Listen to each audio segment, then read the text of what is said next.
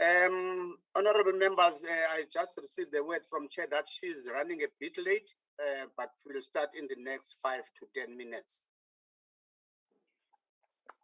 Okay. Thank you very much.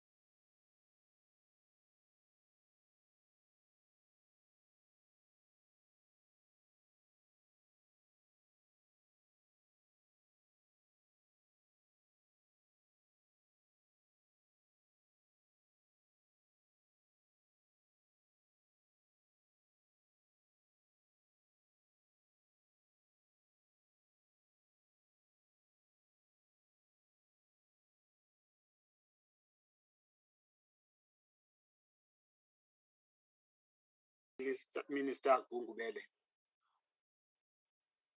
Thank you, Chair. Thank you, Mr. Sakaza. And from our guests, can we say who is there? Can they also identify themselves? Stats SA and DPME.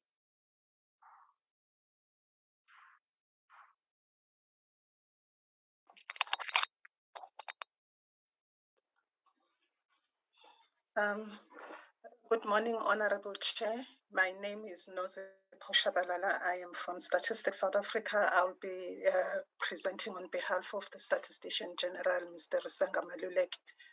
I'm here with my colleague, Ms. Malerato Musiane. I will ask her to introduce herself. Thank you. Good morning, Honorable Chair. My name is Malerato Musiane. From Statistics South Africa. I'm responsible for labor statistics, and I'm accompanying my boss, Mtsf Performance, who will be representing the Statistician General. Thank you. Thank you very much. From Department of Monitoring and Evaluation, who is present?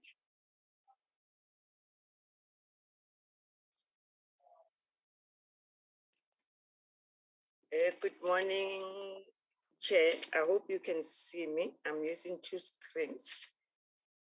My name is Mahomu Chatsende.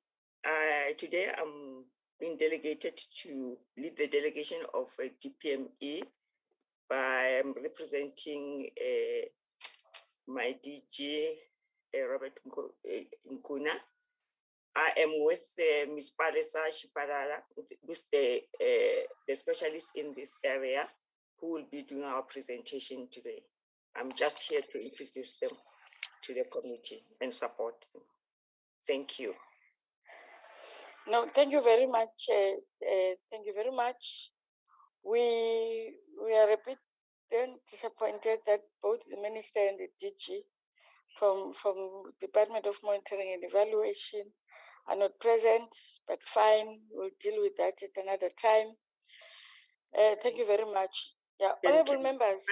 Palesa, just introduce herself, please, okay. Chair, so that you shouldn't see her for the first time when she presents. Okay. Thank you. Thank you. Good morning, everyone. My name is Palesa Shiparara from the DPME's Economy and Infrastructure Chief Directorate. No, thank you very much. Thank you very much. Now, that's what we are then going to. Is there anybody from the department?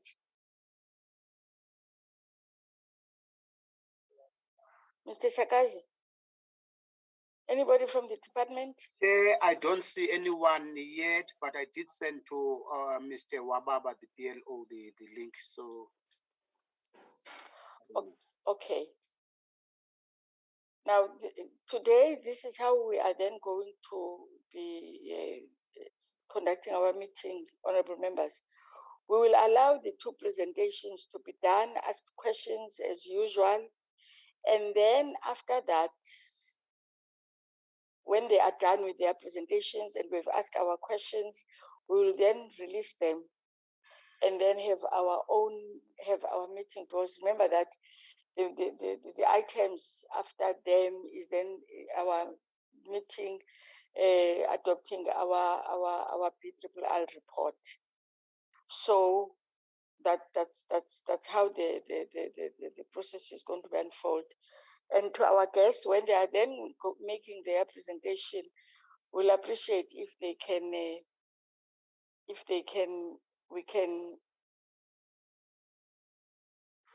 can see their faces, so that when they are making presentation.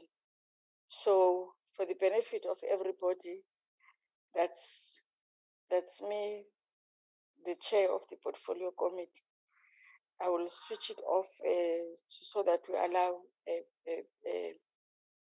other people not to be the network in terms of their presentation. I will then hand over to the Stats SA. Recording in progress. Stats Chair, SA. I'm sorry, Chair. I see there's a hand of Honorable Kado. I don't know whether you want to check that. Oh, okay. Thank you very much. Honorable Kado. Thanks, Chair. I just wanted to say that I think we were sent the BRR report very late in the day, certainly with not as much as 24 hours to consider it. And I really think, given the fact that it was sent so late and the fact that we don't have anything from the Unemployment Insurance Fund and the Compensation Fund, we should wait to consider the report after we've digested its contents at a later stage. Thanks. If you say very late in the day, I just want to check. My understanding is that the meeting, the report was circulated on Monday. Then very late in the day, Mr. Sakaza, can I get clarity from that?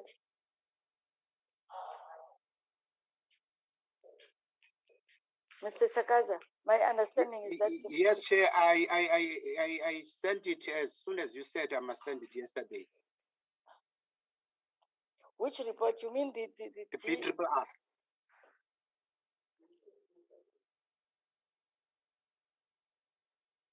Come again.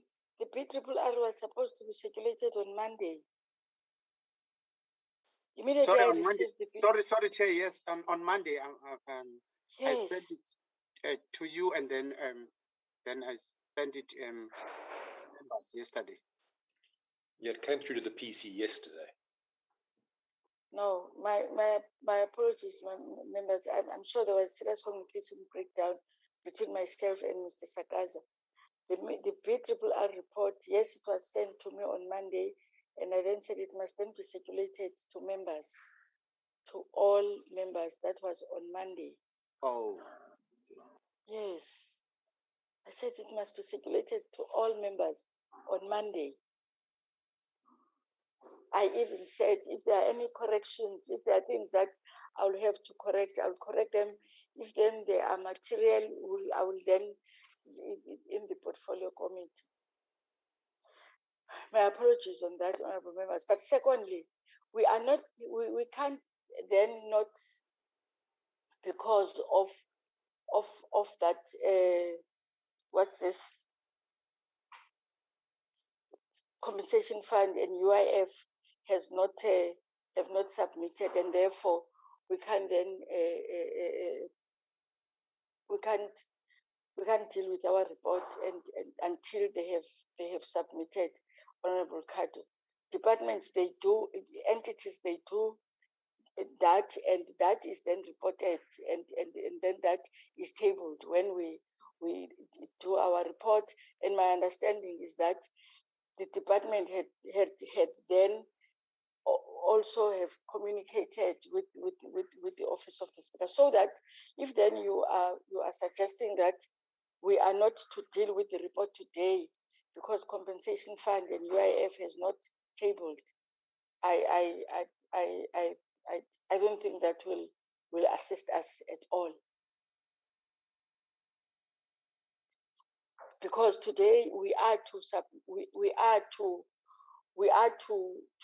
adopt, and then because we are then the what are these are starting tomorrow.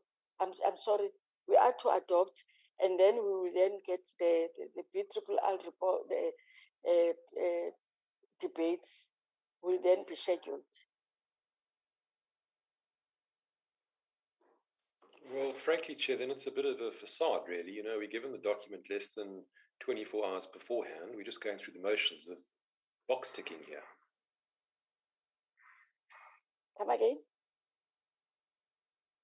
I say we're engaging in a box ticking exercise here. We were sent the report late yesterday afternoon, which means that probably most of us hadn't had sufficient time to read it and digest its contents and think about it. And we are rushing the process simply because we need to meet an imposed deadline. I just don't think we're doing this in a very considered fashion. Can I have what? Can I get the response from? Before that, can we allow? Before that, In fact, myself, I'm out of order. I would have thought that members will correct me. Can we allow presentation to be tabled? Stats SA and then follow that, and then when they are gone, we'll deal with our issues. Can I give that that ruling? Can we allow the presentations to be done, and then we'll discuss when we come at the time that we're dealing with our report. Agreed, honorable members? Madam Chair? Agreed, Chair. Honorable Pegram. Thank you, Madam Chair. Yes, I like that idea. Let's get those presentations done. I personally have not read the BRRR report at all. I attended Parliament yesterday. I think most of us did. So we didn't really have much time to read anything. I haven't read it, so I have to obviously vote against it because I haven't read it. I can't vote for something I don't know about. But yes, I like your idea of let's have the reports because they're here. Let's have it done. Otherwise, we're wasting our time. Thank you. Sorry, ladies from State SA and DPME for involving you in our engagements. Can State SA start with this presentation? Over to you, ma'am. Thank you, Honorable Chair, honorable members of Parliament, honorable members of Portfolio Committee, ladies and gentlemen, good morning. Again, my name is Mtsf Shabalala. I am the acting DDG responsible for population and social statistics within Statistics South Africa. I'll be presenting today on behalf of the Statistician General, Mr. Senga Maluleke. He conveys his apologies because he cannot join us today. There is another portfolio committee meeting where Statistics South Africa is presenting at this very moment. So he really conveys his sincere apologies. As I indicated earlier, I'm here with my colleague, Ms. Malerato Musiane, who is the Chief Director responsible for labor statistics within Stats SA. The presentation that we are going to do today is based on the results of the quarterly labor force survey for Q2 of 2021, meaning that we collected data from April to June 2021.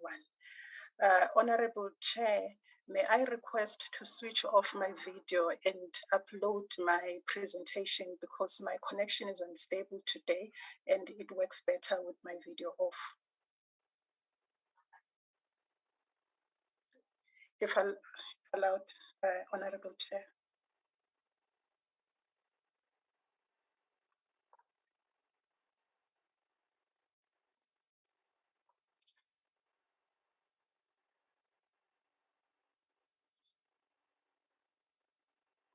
No objections from me.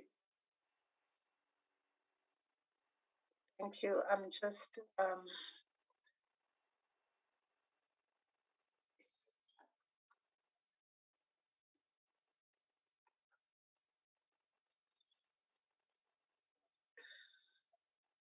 I seem to have a problem sharing my screen. I am.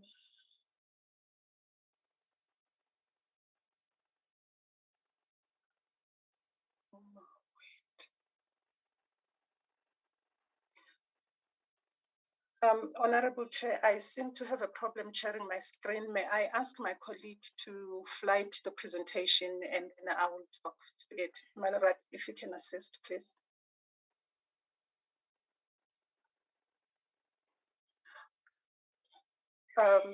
No, I think I got it. Thank you. May I ask if the presentation is showing on the screen? Yes, we do. I see it. Thank Yes, you. we do see it. Thanks. Thank you. So as I indicated, the presentation that we are doing today is based on the results of the quarterly labor force survey.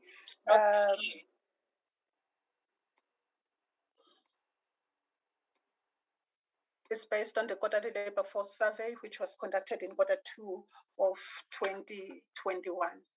And just to give a brief background, this survey is conducted in the midst of the COVID-19 pandemic.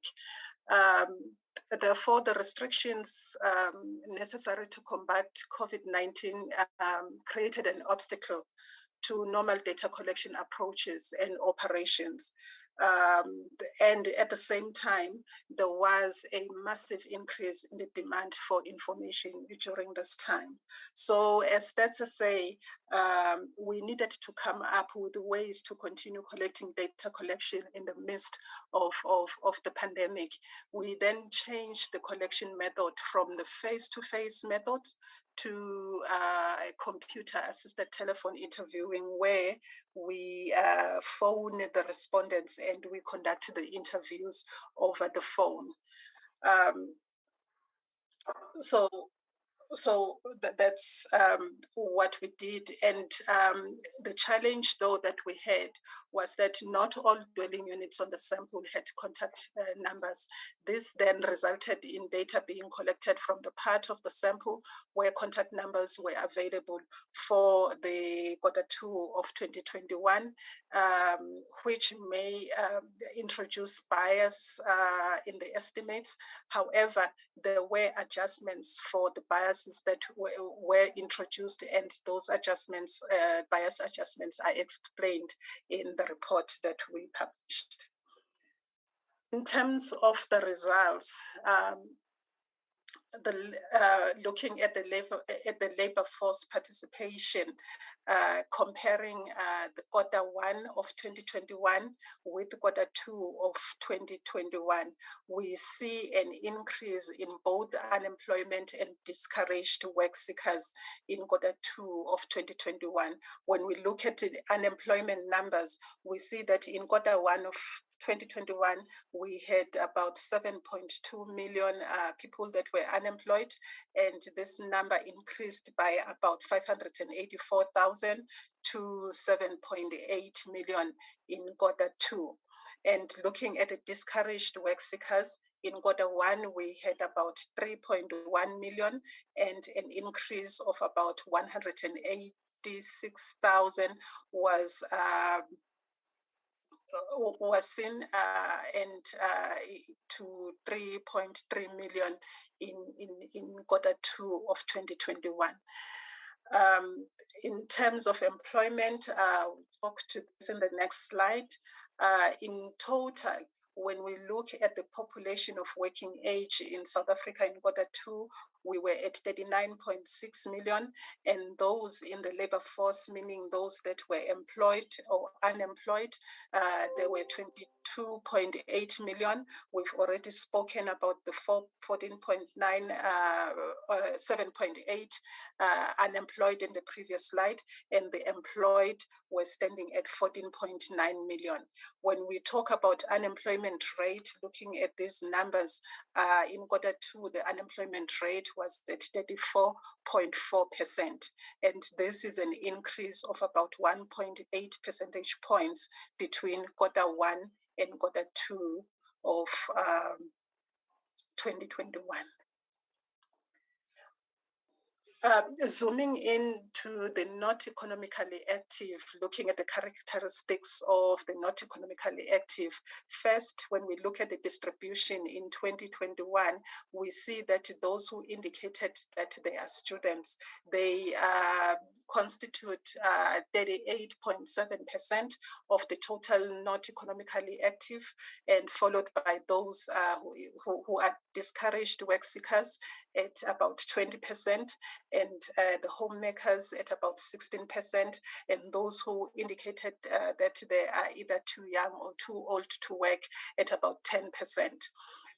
When we compare this with the previous quarter, we see a decrease in the number of those who indicated that they are students by about 167,000, and this translates to less than a percentage point.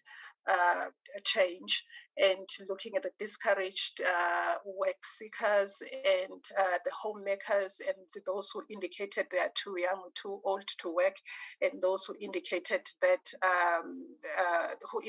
disabilities and illnesses. We see an increase when we compare with Q1 for the discouraged work seekers. We see an increase of about 1.5 percentage points, and the homemakers we see an increase of about 1.2 percentage points. When we talk about the other, we are referring to those who give reasons for not looking for a job, as which include national lockdown or which include COVID-19 as reasons. In terms of the labor force participation and absorption rates, looking at Q2 of 2011 and 10 years later to Q2 of 2021, we see an increase from 55.9% on the labor force participation rate in 2011 Q2 to 57.5% in Q2 of 2021. The labor force participation rate is the proportion of the working age population that is either employed or unemployed. We see a significant dip in Q2 of 2020 on the labor force participation rate, and this coincided with the first lockdown, which was a hard lockdown at level 5, which made it difficult for people to search for employment. And in terms of the absorption rate, we see a decline from 41.6% in 2011 to 37.7% 20 years later. But when we compare the labor force participation rate of Q2 of 2021 and Q1 of 2021, it increased by about 1.1 percentage points. In Q1 of 2021, it was standing at 56.4%, whilst in Q2, we see 57.5%. In terms of the unemployment rate, again, looking at the period of 10 years, from 2011 Q2 to 2021 Q2, we see an increase of, from 25.6 in 2011 to 34.4 in 2021.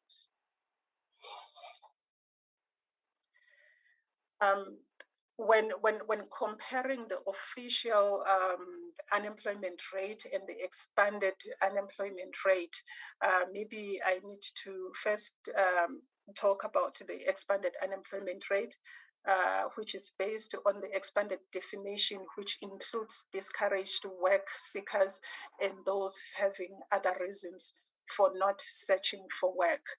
So in terms of the official, we have already indicated that we're standing at 34.4% as of Q2, which translates to 7.8 million.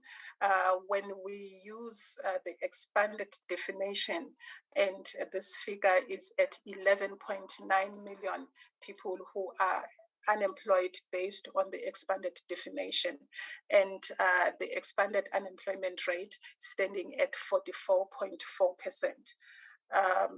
The expanded unemployment increased by 1.2 percentage points when you compare Q1 and Q2 of 2021.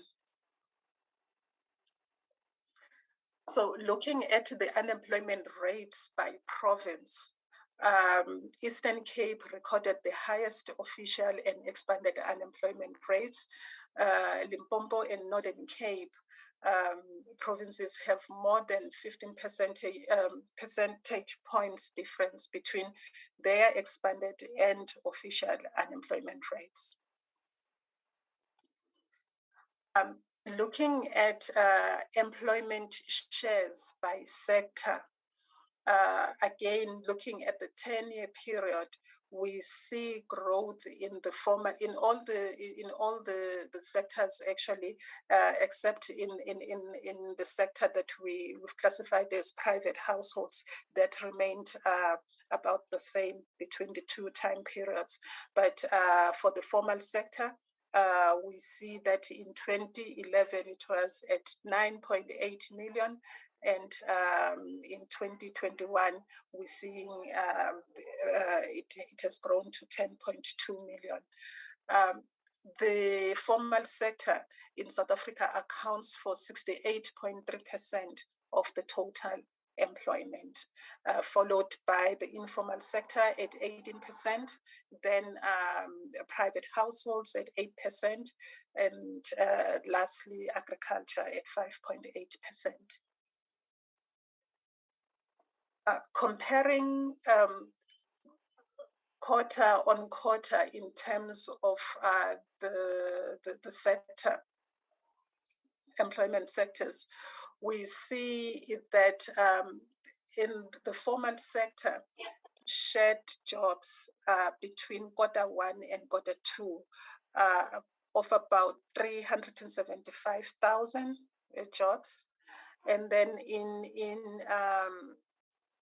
the informal sector, agriculture, and the private households, we see increases in employment between these two quarters in those sectors. Now, looking at employment by industry and comparing also Q1 and Q2, we see that construction, trade, agriculture, private households, transport, utilities, and mining, we're seeing growth in employment in those industries. However, we see decreases in the industries that are shown in red on the screen, which is manufacturing, community and social services, as well as finance.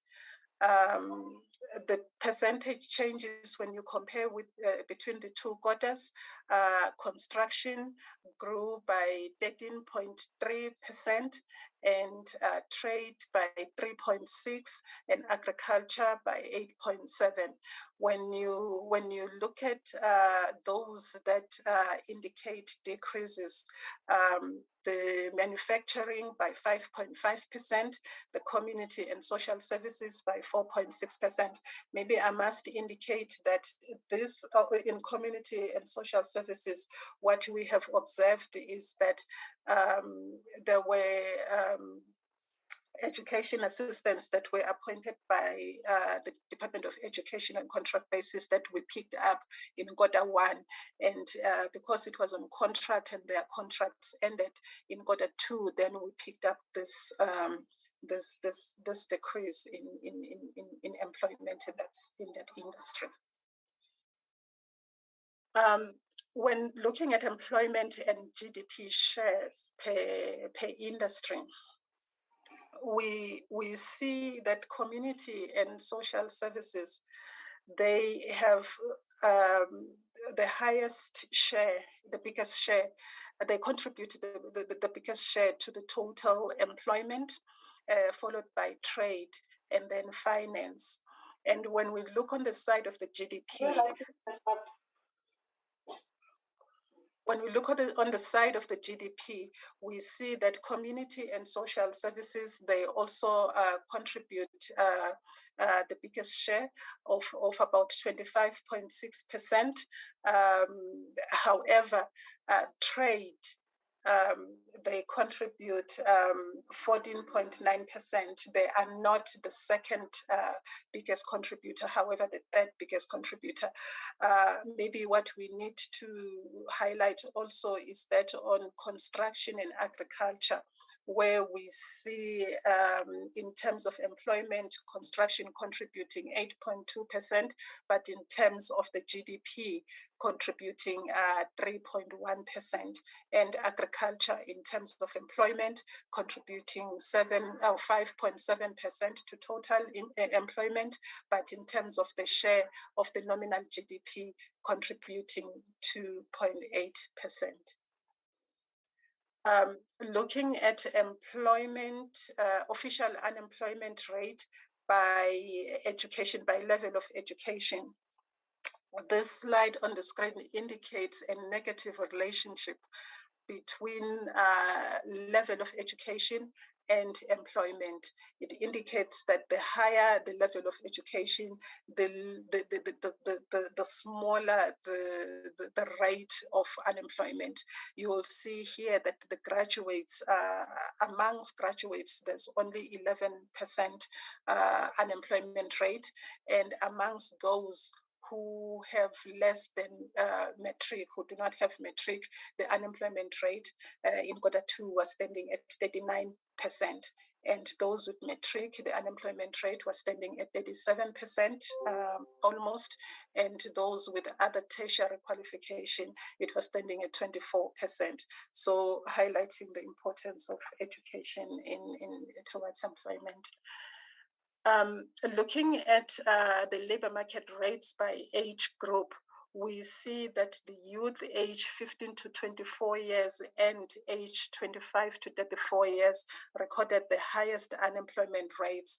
The youth age 15 to 24 years recorded 64.4% unemployment rate, and those aged 25 to 34 years recorded 42.9%.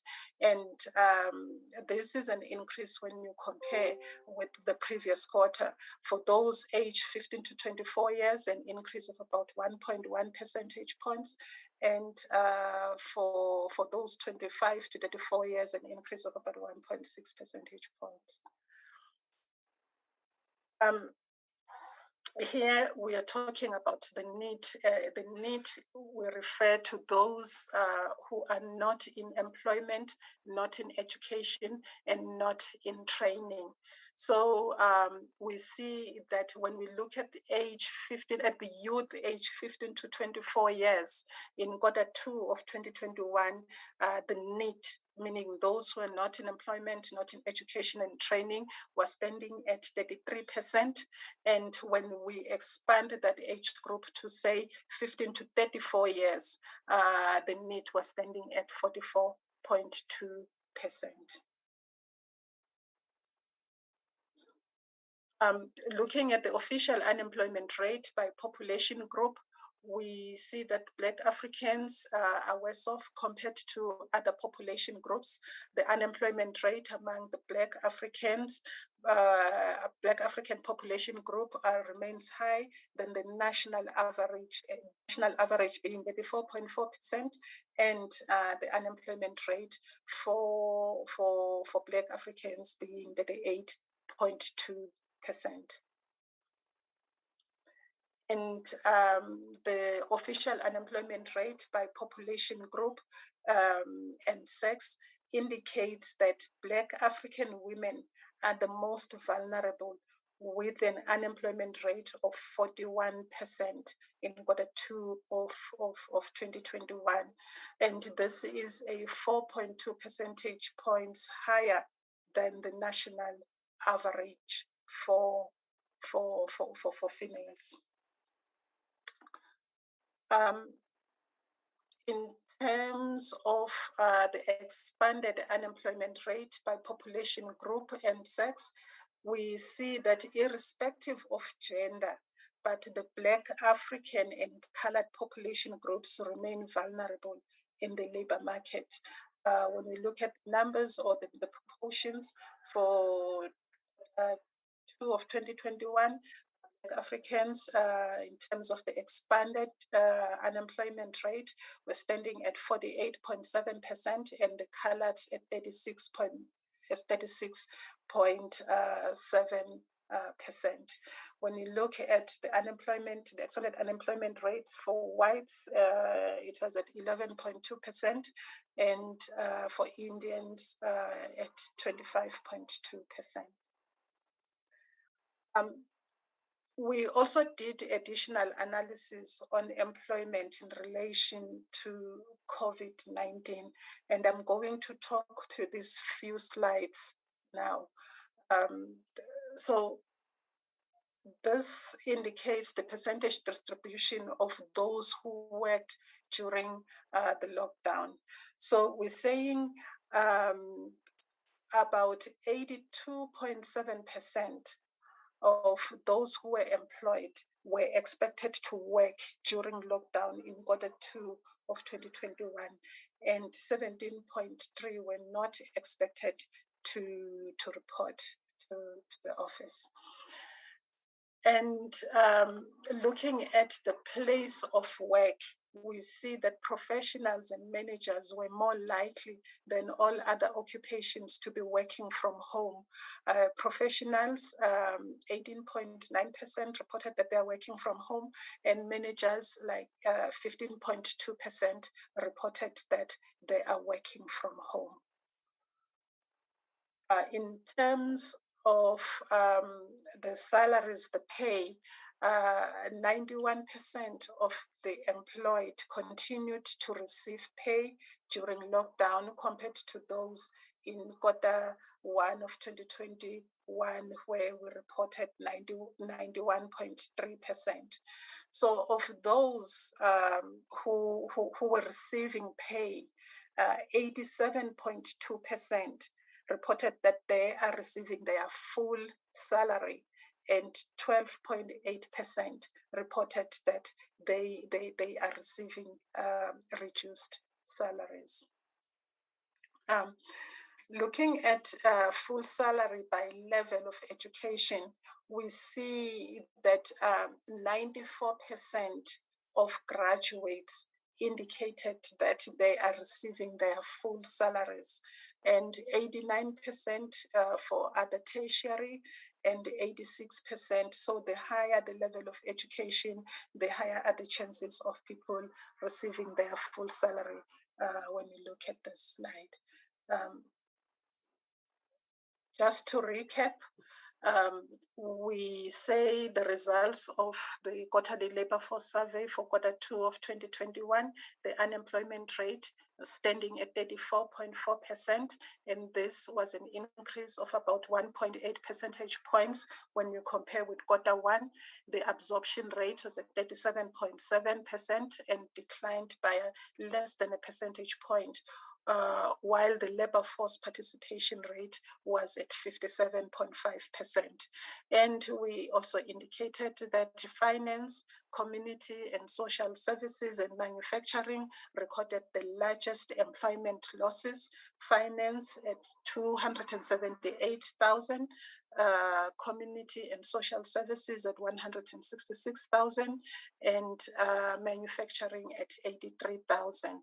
And we also reported that the number of the not economically active decreased by 386,000 in Q1 compared to Q2 compared to Q1 of 2021. Thank you, Honorable Chair.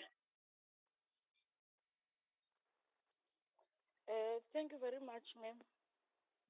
Thank you very much. Quite an interesting and empowering presentation.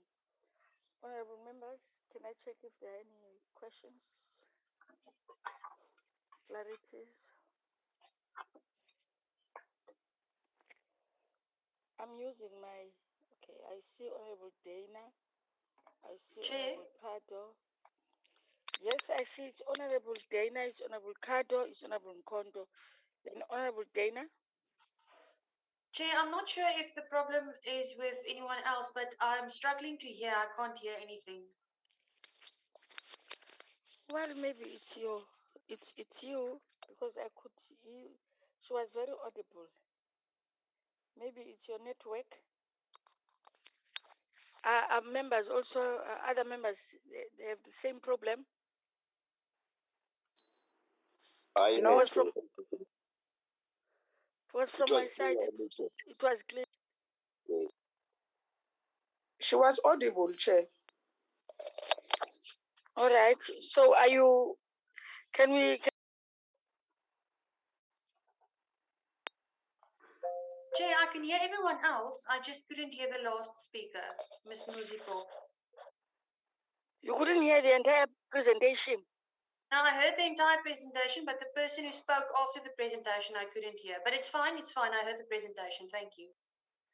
Okay. Do you still want to ask a question? No, Chair, not at this stage. Okay. Honorable Kado. Thanks, Chair, and thanks to Stats SA. My question really relates to data collection and data gathering around employment and unemployment.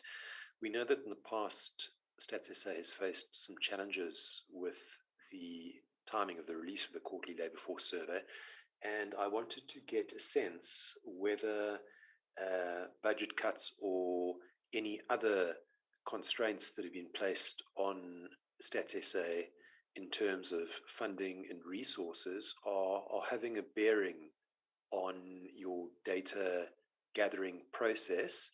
And if so, does this cast any doubt on the accuracy or legitimacy of the figures that you are presenting to us? That's my question. Thank you, Chair.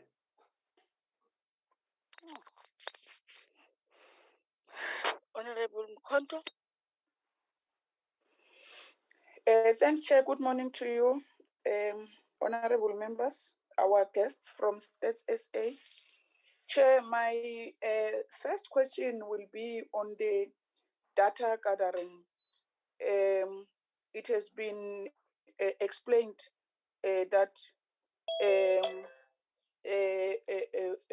phone calls instead of face-to-face because of the COVID was used. I just want to understand the extent to which that had an impact, either negative or positive, to rural dwellings in the rural areas, and maybe to check if the effects of load shedding, because we all know when there is load shedding, there is no network. Was there any impact experienced in as far as load shedding is concerned?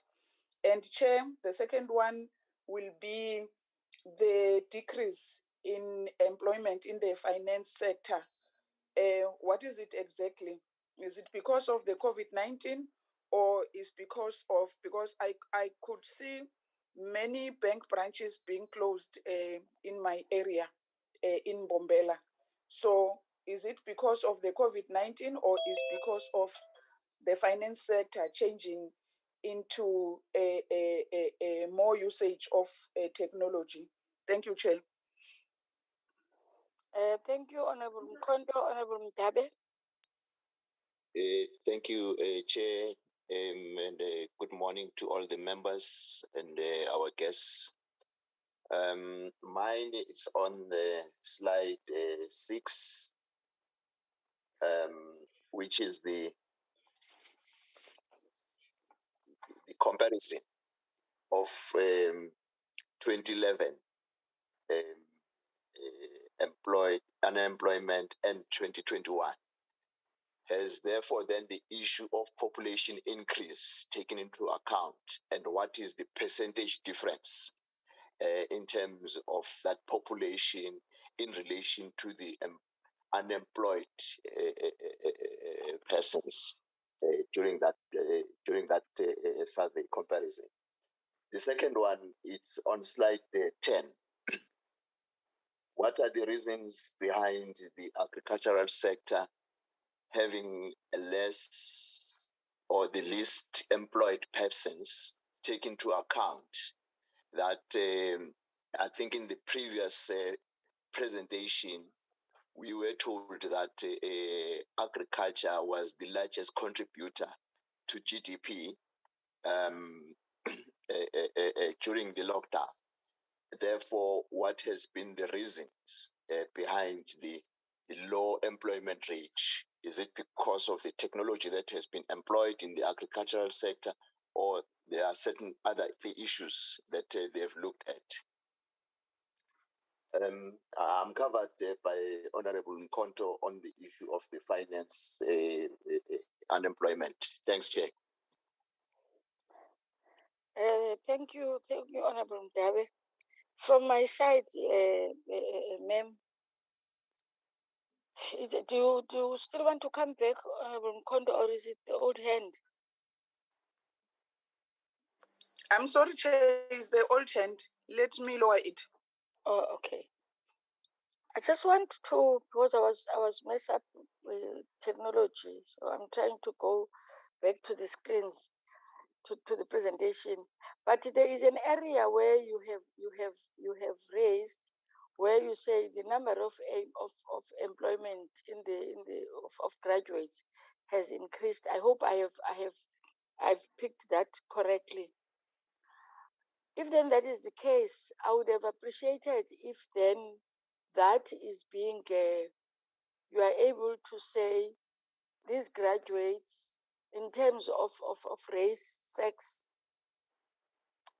so that, and maybe something, I'm asking something which is, and province, so that we have an understanding. And if you have also raised that in terms of sector, I will be comfortable.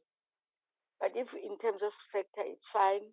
But it can, is it possible, maybe not now, that we get a broader understanding which sector, which age, and which race is and which also includes people with disability. So I would really, I'm raising that question. I'm picking up on that question because there has been a cry in this country that people are not employed. At another time, the very department is then being accused of not taking serious the issue of employment, and graduates are lingering in the streets in South Africa. And now you say at the quarter is that has increased, and that's why I really want that picture, so that when we are engaging in debates or in whatever quotas and areas, we are able to be empowered to understand exactly this issue of graduates. In terms of, I would say, domestic workers, because domestic places, okay, houses are a private property. How do you manage to interact with them? Because it's even if you were going to do it physically, I'm of the understanding that it will then be very difficult. I hope I have captured that correctly. There was a time where I would be cut and not be able to see properly in my screen because of the network where I am. I hope I'm picking up on something that you have also raised in terms of the labor survey. And maybe in sectors, I would be interested, which is my last point. I would be interested in health. Is it possible when you do your labor survey? Is it possible to zoom into health and be able to make that to gather the stats in terms of categories that are being employed? I'm raising this because it's one of the sectors that the entire country in the sector, in particular in public health, we are being, the country, the department is being lambasted of health, of the shortage of staff. So when you are doing your labor survey, how in terms of sectors, is it a how you conduct your survey? Is it a one size which fits all, or you have a particular approach when conducted surveys in sectors, because you are one of the, in my view, one of the entities that can assist us in really having to understand, not really depending on the department or on our observation, but we really know whether they are improving or they are really decreasing. There is a challenge there in terms of labor absorption in the health sector. Thank you. I will hand over to you to respond to our comments and our questions of clarity. Thank you, Honorable Chair. I will talk to some questions, and I will also ask my colleague Malerato to assist with the others. So I will first talk to the question that came from Honorable Dana on the budget cuts and the bearing on the figures, whether they have had any impact. The quarterly labor force survey is conducted on a quarterly basis, so which makes its funding to be part of the Stats SA baseline. So this survey per se has not been affected by the budget cuts. We have permanent people that are sitting in the Chief Directorate Labor Statistics that are responsible for the work that is supposed to be done, and even the field workers that are collecting information for the quarterly labor force survey are in the permanent structure of Stats SA, and they have so we still have them. However, I think the Statistician General has indicated in many fora that we have struggled in terms of compensation of employees, such that there are positions that have remained vacant for rather a long time. So what has happened in that case is that Stats SA is full of men and women who are very stretched right now. They work during working hours, and when there are things that need to be finalized, they also sacrifice their times to work on weekends, but there is no impact on the quality of the numbers that we produce. What the Statistician General has also emphasized in various fora is that we will be the first ones to indicate when we cannot release a report because of the quality. We will be the first ones to indicate that we are not going to release this report because of the shortage of resources, therefore the quality is impacted. So in this regard, we are still confident with the numbers that we are producing. The report and the processes they go through rigorous quality assurance processes, and the adjustments that I have spoken about in my first slide. And that was to Honorable Kado, apologies. And the question that was raised by Honorable Mkondo on the method of collection, as switching from face-to-face to telephone, whether the impact that has had on the rural areas and the load shedding. I will ask Malerato to touch on this one, but I will just make a few comments as well. We have collected telephone numbers from respondents. We have, even though we say we are not collecting data face to face, but we do send field workers in instances where a household that is in a sample does not have, where we don't have their contact details. So we do send field workers for a brief visit to just ask for their contact details, and then we come back to the office or wherever, and we call them and conduct the interview over the telephone.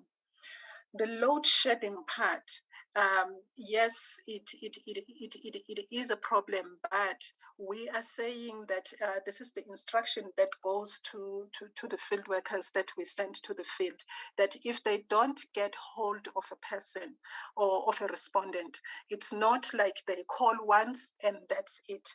They will call at least 3 times at different times of the day. And also the telephone interviews that allowed us to be able to make appointments. We can call and say, well, what is the right time to call you? So they will keep on calling, trying to get the responses from the respondents. And then I will ask Malarado to address Honorable Das's questions, including the question from Honorable Mkondo on the finance industry. To Honorable Chair, the question on the graduates, we are saying unemployment rates among graduates is lower compared to others with less education than degrees. So when we are saying, therefore, there is a negative relationship between unemployment and education. The higher the level of education, the lesser are the chances of a person being unemployed when you compare to other levels of education. Yes, when you compare to other levels of education. It is possible to do further disaggregations, looking at the level of education, those who are employed, looking at level of education by province, by sector as well. So it's information that we can provide. In terms of the domestic workers and how easy it is to get this information, maybe just to give a brief background. We collect, when we conduct the quarterly labor force survey, we collect information from households, right? So we visit households, or in this case, we call households, and a domestic worker who is part of a domestic worker is a household in herself or himself. So if you call me and I'm a respondent, and I am a respondent, and you ask me about my employment and what I do, and it comes out as I work for someone else, we report you as a separate household from the household that you work for. So that's why we are able to reach, that's how we are able to reach domestic workers. We have what we call multiple households in instances where domestic workers live in domestic workers within a household. So in that household where there is a domestic worker, we will say we have 2 households. It falls under our classification of multiple household. So there will be an interview for the main household, and then there will be an interview for the domestic worker. We don't bundle them within a household. And in terms of the collection of information from the sector, from the health sector, there is, you were asking whether we have a one-size-fits-all. I will say yes, it's a one-size-fits-all. We visit households, we collect information from households. We don't go to industries for the quarterly labor force survey. There's another survey that we conduct that looks at, that collects information from businesses and entities. But with this one, we visit households, or we call households. Those are our respondents. And how we pick up the sector information is when people give us information on the industries that they work for and the occupations that they do. So we do then collect information that way. And you requested whether we can unpack the information on the health sector to see the employment there, to see whether the changes between the quarters and so on. I will ask also my colleague Malerato to talk to that one, because it will be informed by the size of the sample or the numbers that we're getting from the health sector, to see whether we can still disaggregate further by province, by all those other things, or all those other variables that you requested. Thank you. Let me ask Moderator to come in here with the other questions. Thank you, Nazi. Maybe just to continue with the questions that the chair asked, to talk to whether we can zoom into the health sector. When we collect information, we do ask people what industries they are employed in, and they would maybe indicate that they're working as a nurse in the Leratong hospital, and then we'll come back and code those activities that they are doing, as well as the industry that they are working in, so that we can say this person is employed in the health sector. However, when we publish our information, we only publish information at one digit SIC code, which is the coding system that we use for industries. Our sample is designed to only report at one digit level, so that we can get reliable estimates. So we are not able to actually say there are so many people that were employed in the health sector. This will require us to increase the sample size if we were to be able to indicate how many people are employed in the public health sector, for instance.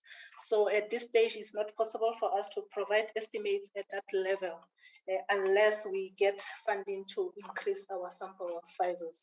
And also, while I'm still talking to the questions that the chair raised, she was also asking if in future maybe we'll be able to disaggregate the data by sector, race, age, and disability. At the current moment, we don't have a question on disability in the quarterly labor force survey.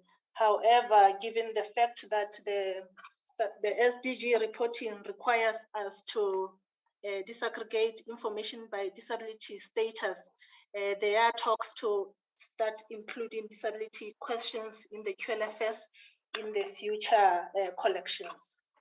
And then on the question by Honorable Mkondo on the decrease in the finance sector, whether this is as a result of COVID-19 or there are other factors, it is highly likely that this is as a result of COVID-19, because if you remember, there were a lot of businesses that were closed down as a result of COVID-19. However, if we look at the estimates that we have, looking at the finance sector between Q1 and Q2 of 2021, we had only about 8,000 job losses in the subcategory that includes banks.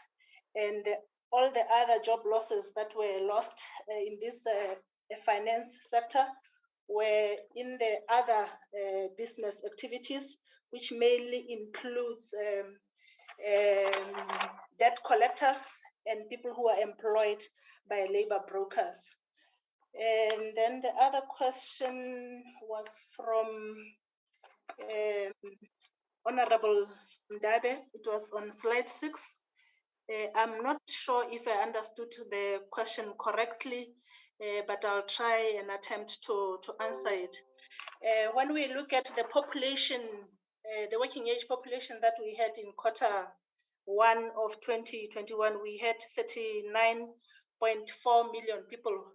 And then in Q2, we had 39.6 million, which was an increase of about 145 million between the two quarters. But in terms of the unemployed, between the two quarters, there was an increase of 584,000.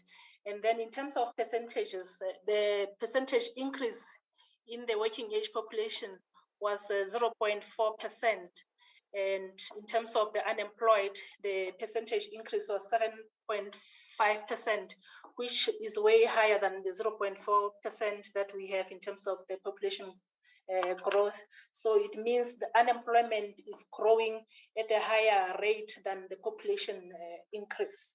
I'm not sure if I got the question right. And the other question was on slide 10. I just need to locate slide 10 so I can answer your question. Slide 10 talks to employment by sector. And your question was why agriculture has fewer people employed, yet we are saying it contributes, it has a larger share in terms of contribution to GDP. But in the slides that we have here on slide 13, we are saying agriculture is one of the industries that have higher employment shares relative to their GDP. It actually contributes 2.7%, 2.8% to nominal GDP. But in terms of employment, it accounts for 5.7% of total employment, which means agriculture is actually labor intensive. It employs more people, more than what it contributes to the GDP. I think those are the questions that were remaining. Thank you, Chair.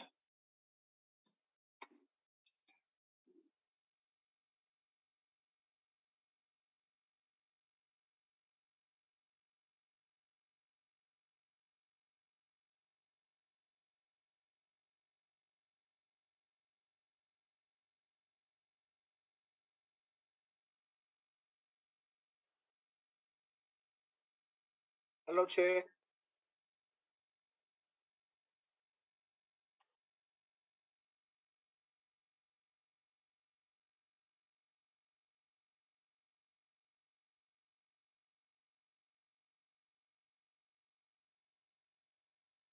Hello, Chair. Chair, are you still there?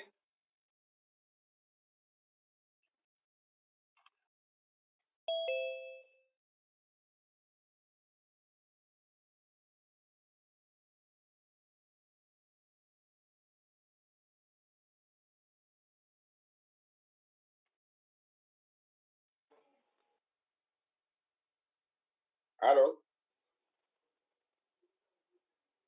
Solani, the chair is having a problem with the gadget. She is still trying to sort it out. Okay, Honorable Nonsense. Can we give her just a minute? Okay. Hello. Chair. Hi.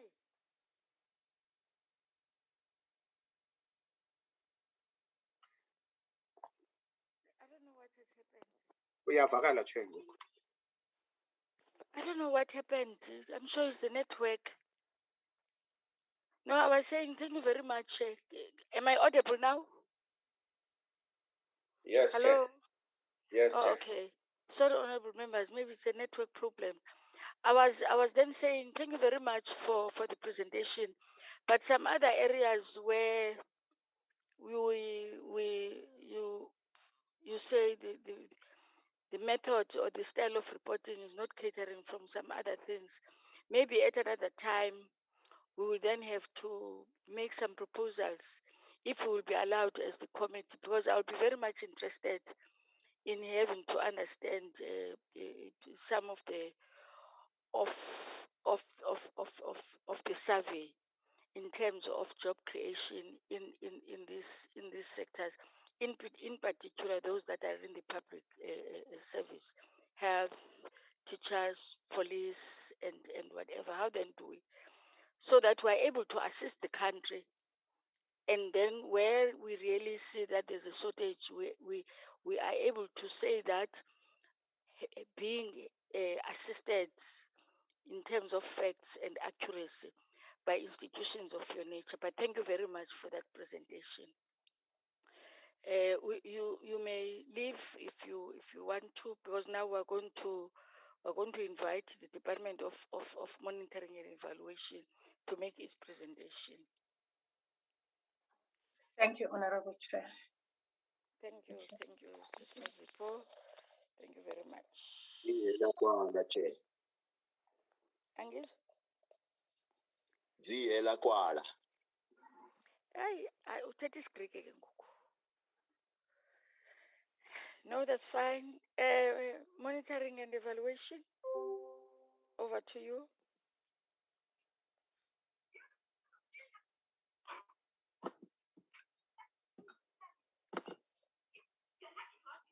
Good morning once again. I thought the DD will want to say something first.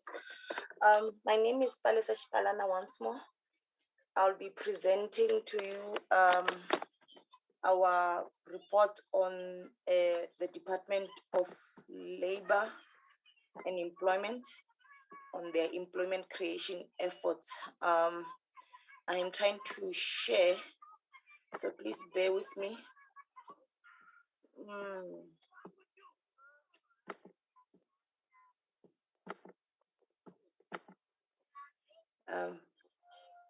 Can everyone see the presentation?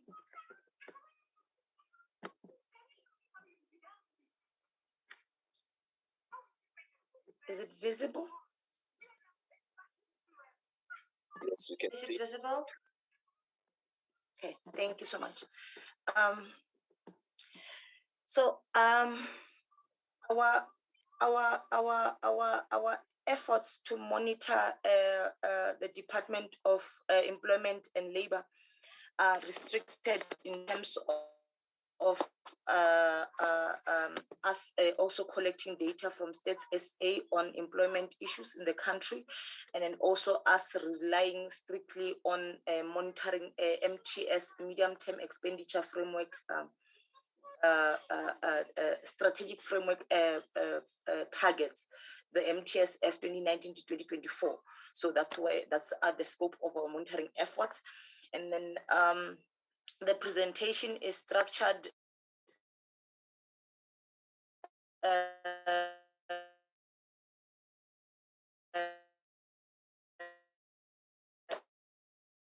in two ways. We have a methodology and labor efforts by the department under review today. So, my screen is just on top of the presentation slides. Reconfigure this.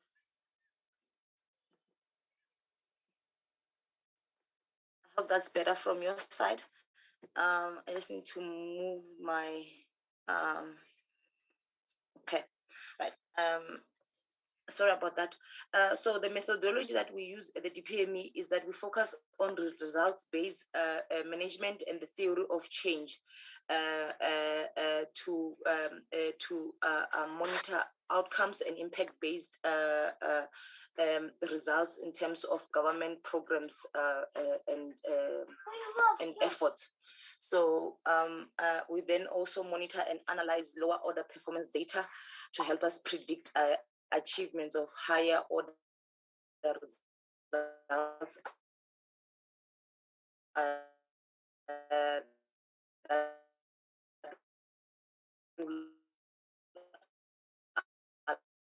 allow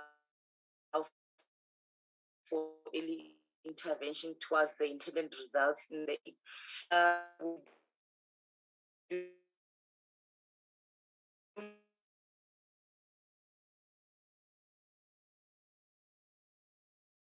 and make this.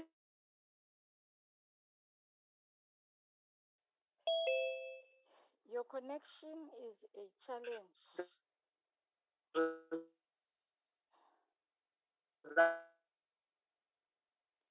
Honorable Chair. As I mentioned before. Sorry, Miss Honorable Nonsare. Thank you, Honorable Chair. My suggestion is that can't we get the presenter, Ms. Shapalane, sorry for that, to relook at her gadget. Maybe she can mute her video so that she increases the power of the budget, of the gadget. Yeah. She mutes her video, then she continues with the presentation because we can't hear you at all. Or also change the yeah.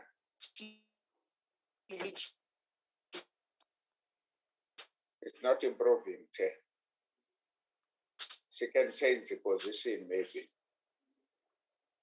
I hope you heard that. Not at all. Can you, please, Honorable Nonsel, can you start maybe a little bit back where those you were breaking? Switch off your video. And Thank you, Chair. Are you able to hear me now? Yes, I think we are. Apologies for that. It was my connectivity. So I was on the slide that explains our methodology and the DPME, that results-based framework. We do focus on the achievements of outcomes and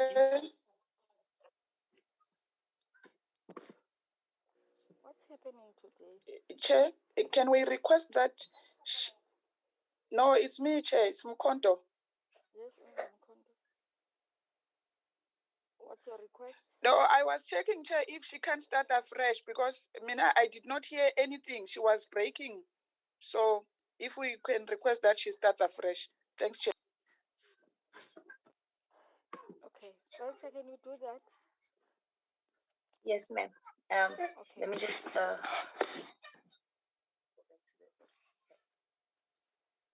so I was saying that our presentation is broken down into two parts. The first part explains the methodology used by the DPME to monitor the Department of Employment and Labor in terms of the request that was made to us today.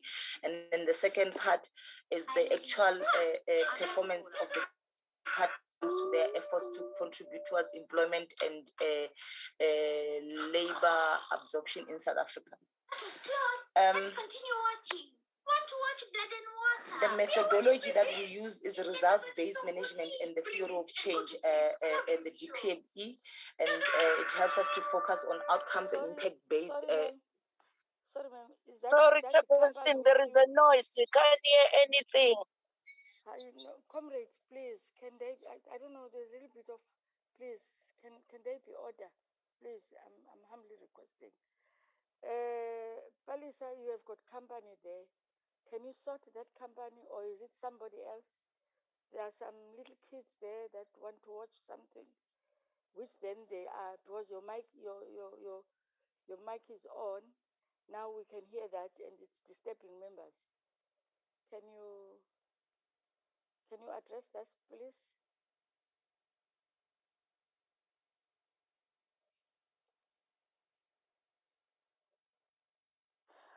What has happened now?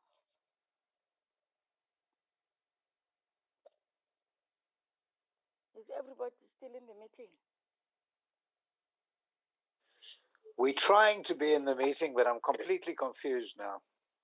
Yes, Yeah, we're here, Chairperson. We're still in the meeting, Chair. We're here, Chairperson. Okay. I think she got cut. Huh? Can Miss Chaside assist us? I think we have lost her. We have lost Palisa. I'm here, Chair. Sorry. I'm here. I can hear you now. Okay. The issue that was raised by a member, which I was also trying to address, was that you have got another company with you. We're not sure whether that company is with you or somebody else's mic is on, where there are small children that are talking, wanting to watch this and this.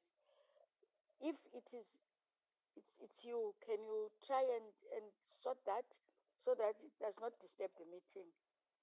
But you may continue. Apologies, Chair. It's sorted. Okay. Should I start with the methodology slide again, on results-based management and the theory of change that help us to focus on outcomes and impact-based planning, monitoring, and evaluation at the department, and ultimately with the achievement of development results against the NDP. And secondly, the monitoring and analysis of lower order performance data helps us to predict the achievement of higher order results that allows government to enforce early interventions towards achieving the intended results. We collect data, we verify, we analyze, we interpret and synthesize and also evaluate in one of our branches, and we hope with the intention that the collection of the right data at the right time will help Cabinet make the right decisions policy-wise. And with that said, we then make evidence-based analysis recommendations to Cabinet in our biannual reports. The methodology, Chair, starts, it's the simple standard methodology on results-based framework that starts at the bottom, following the input, activity, output, outcome, and impact assessment, which at impact level are looking at long-term widespread improvement in society against the vision of the NDP. The DPME theory of change follows the same standard outline that I mentioned here, and where we make a specific input into the system, into the value chain, is at an output level where we monitor and we produce performance reports against the MTSF biannual. Against the MTSF, which is the medium-term strategic framework. We do this twice a year and produce the results for Cabinet, and then that also is supported with evidence on the country's development agenda, whether we're making progress or not. And then there are other branches that also contribute to outcomes and impacts by doing evaluations and impact assessments at a longer-term trajectory. I'm going to skip the slide, Chair. It just explains our processes again as the DPME. I want to get to the sector performance, the heart of your invitation today. The strategic intent for DPME is to look at the NDP, which aims to unite South Africans against the address of the triple challenges of poverty, inequality, and unemployment. The specific objectives is to, as regards to the economy, to grow the economy, to create full employment, decent work, and sustainable livelihoods that will help to improve the standards of living for all South Africans by 2030.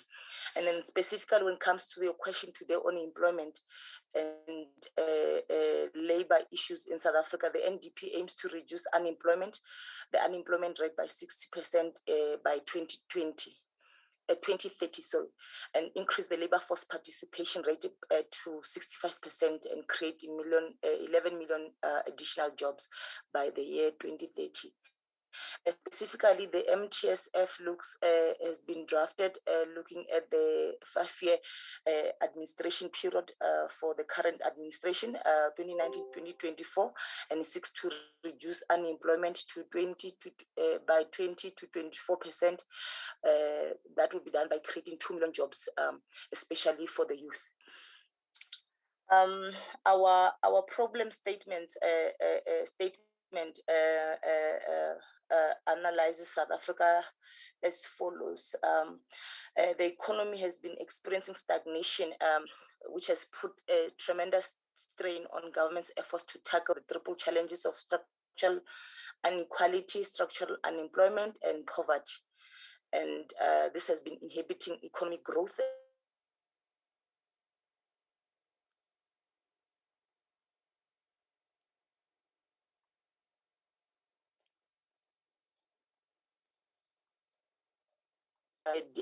Decreased spend on both by the public and private sector, and increasing sovereign debt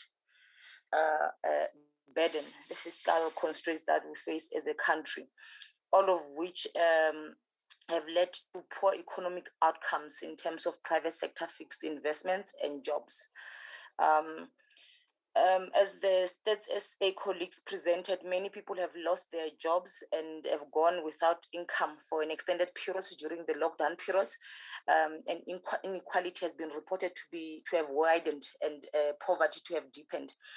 Therefore, the implementation of the DPME has revised the MTSF and the government's economic recovery plan. I put forward as the plans that are expected to arrest the decline of the economy. The focus of the presentation is on the targets aligned specifically again our scope to the 2019 to 2024 Mtsf, and we'll be looking specifically at the Department of Employment and Labor and Public Works and Employment and Infrastructure as contribution to employment and retention in South Africa. The reporting period that we focus on is the 2020 and 2021 financial year, as in end of March 2021. And also we looked into the April to September 2021 biannual Mtsf report that were produced by DPME, but still to be tabled at Cabinet. So, and also to mention that the DPME's evaluation branch will be starting the new financial year with conducting a design and implementation evaluation of youth employment creation programs in the country. So the presentation by State SA is focused on a comparison of labor market indicators for 2021 Q1 and 2021 Q2. We did ours analyzing the employment indicators from Q1 2020 versus Q1 of 2021. And as you can see, Chair, from the indication of the arrows, the labor market indicators have worsened over time as confirmed by State SA's presentation. Official unemployment has gone up. Expanded definition on unemployment rate has gone up. The total unemployment between 2021 Q1 compared to Q1 of 2020 has also gone up. The labor force participation rate has also gone down in the country. State SA touched in detail on that. The labor absorption rate has also gone down for the period that we're looking into 2021 Q1 compared to 2020 Q1. Youth unemployment rate has gone up for the same period. Youth unemployment rate has for the years of people between the ages of 15 to 24 has also gone down, and the same for the ages up to 34 years of age has also gone up. Those who are not economically active have also increased in number. Discouraged work seekers have also increased in number. Total employment in the country has gone down in the for Q1, between Q1 and 2020 and Q1 of 2021. Employment sector in non-agriculture has also gone down. Informal sector employment in non-agriculture has also gone down. Permanent employment in the country has also gone down, and contract workers as well have also decreased in number. In terms of specific progress for the specific two departments that we are working on, the progress that they've made for the for the financial year ending 2021 March, through the expanded public works program, the Department of Public Works and Infrastructure has managed to create 938,688 work opportunities against an annual target of 984,490 jobs. From April of 2019 to March of 2021, again, the cumulative PWP work opportunities that were created to date has been 1.9 million jobs. And of that number, women account for 70%, the youth accounted for 39%, while people with disability accounted for only 1%. Many of the programs that have been undertaken during lockdowns were social sector programs, which have a high percentage of women and a relatively low percentage of youth. Through the Presidential Employment Stimulus Phase 1, government supported 694.152 employment opportunities at the end of March of this year. About 422.786 job opportunities were either created or retained, and 109 of those jobs were awards issued for livelihoods, and also 161.972 to opportunities are still in progress. Phase 1 of developing the national employment policy is underway at the Department of Labor and Employment. It will be ready by 31 March 2022. At the end of this current financial year, the policy is aiming to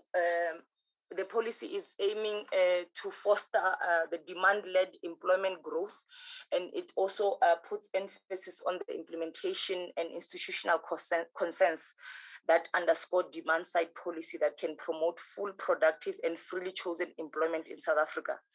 And part of that national employment policy is the drafting of the labor migration policy, which is due for submission to cabinet at the end of 2021, according to their APP. And the policy has made its way to the parliamentary process to seek approval for consultation. The aim of this policy is to improve of the movement of labor. Noting that within the region, South Africa attracts a lot of migrants workers, which affects employment in sectors, low domestic sectors such as hospitality, road transport. We've all seen the issues around truck drivers.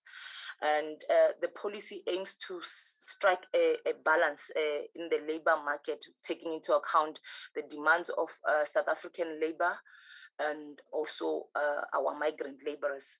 And in essence, it's about strengthening the country's approach to labor migration and also make contributions to the socio-economic agenda that is not divorced to the labor market issues that we face as a country. And as part of the bigger project on the national employment policy, which seeks to bring together the fragmented policy, labor market policies that are in different sectors of the country that regulate labor issues in the country. So this is part of the South Africa's International Labour Organization Convention membership. In terms of the Department of Employment and Labour's annual report for 2020 and 2021, which has already been tabled in Parliament and the Portfolio Committee on Employment and Labour on the 10th of November this year, just a few weeks ago. Out of 29%, 29 Mtsf, 19 were achieved at 66%, and then 10 were not achieved. That's a 34% non-performance rate. This reflects a decline of 79% performance achieved, a decline from 79% achieved for the 2019-2020 financial year, and we're comparing that with the current financial year's performance of 66%. It means in 2019-2020 their performance was at 79%, and it has gone down to 66% for the previous financial year. And we're attributing that poor performance to the COVID-19 lockdown restrictions that we had to undertake as a country. And out of the 10 targets that have not been achieved, 6 of those targets were under Program 1. And I don't want to go into the details of the employment issues in Program 1. I'll skip the rest of that. Overall, the department only has 20 funded posts that were filled within 4 months of becoming vacant, against a target of 80% of the vacant funded posts being filled.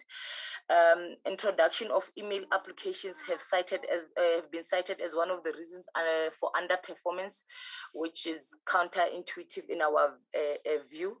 And the Employment Equity Amendment Bill 2020 was tabled in Parliament through the publication of the bill in the Government Gazette, dated 2020 July 20th. We have a performance dashboard at the DPME that shows that against green, if you have performed very well, you are making good progress on an intervention based on our available data that we can collect. And then you also are rated orange to highlight that there's limited or partial or partial achievement based on available data. And then also red where there's no progress at all, or the intervention is not measurable based on the available data we can collect at that time. So using this rating system, Chair, I would like to present the department's Mtsf performance against the stated targets in the Mtsf. So they were supposed to create 275 jobs per year, and they have not performed very well because they've only reported they've 412,000 jobs, and they were also supposed to create 402,950 jobs by 2024, and there's no comprehensive progress report provided or collected data collected by the department. Lastly, against a Mtsf target of creating 5 million work opportunities by 2024, the department has reported that it has produced 938,688 jobs, which is a 95.3% annual target achieved. More Mtsf targets again in the department is 1 million youth job creation by 2024. The department is underperforming because they've only produced 62,067 jobs. And then they were supposed to also draft an employment policy and implement it by 2024. And there's good progress there because the first phase of developing the national employment policy is underway, and the draft NEP is due by end of March 2022. Sorry, Chair?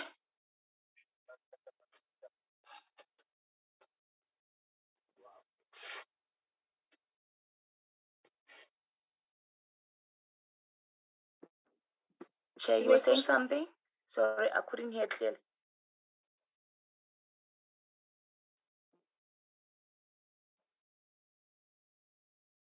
You may continue, ma'am. Sorry for that. Sorry.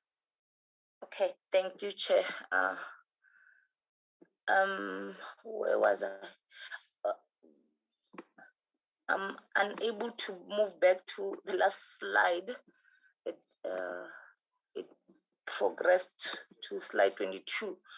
But what we had already spoken about the issue around the national employment policy that is making its way through the parliamentary process.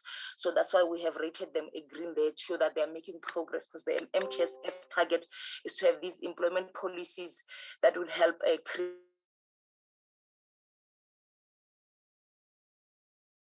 create and support employment in the country. And then the key achievements that we've noted is that the National Treasury allocated 12.6 billion to implement the presidential employment stimulus in the last financial year. That was just phase one. And at the end of March this year, 694.152 opportunities were supported mainly through job creation or retention and livelihood support. And Treasury also announced a few months ago that it has approved phase 2 of the presidential employment stimulus to be rolled out again in the new financial year. The DPME will be looking at those numbers a little bit closer this year to track the employment opportunities that will be created. And then in light of the negative impact of COVID-19 on employment prospects, 83%, there's been an 83% achievement by public employment services, particularly the overachievement on the number of employment opportunities registered on the Employment Services South Africa. That's 83.782,000 versus a target of 50,000. Similarly, the CCMA under the Department of Employment and Labor has efforts have saved 58,165 jobs out of 138,616 retrenchments that were reported with them, with the actual retrenchments recorded at staggering 74.747 thousand jobs, number of actual retrenchments undertaken in the country. While the economy is reeling from the impact of COVID-19, nearly 1 million unemployed people participated in the EPW program at the end of the previous financial year. And then out of that number, 70% were women, and 39% were youth. This has also helped to cushion job losses during the COVID-19 pandemic. The COVID-19 Temporary Employee Relief Scheme, famously known as TERS, has managed to disburse 60 billion in the country to almost 5.4 million workers, with trade and personal services sector accounting for about 53% of this total disbursement, and has also shown to have saved the highest number of employees in the system. My presentation stopped moving. I'm not sure if it has moved on your side. So just to summarize, I'm having challenges. Okay. It has skipped a few slides. We are supposed to be looking at the second last slide on key challenges overall. I'm sorry, it's moving up and down. Trying to get to slide 22, the second.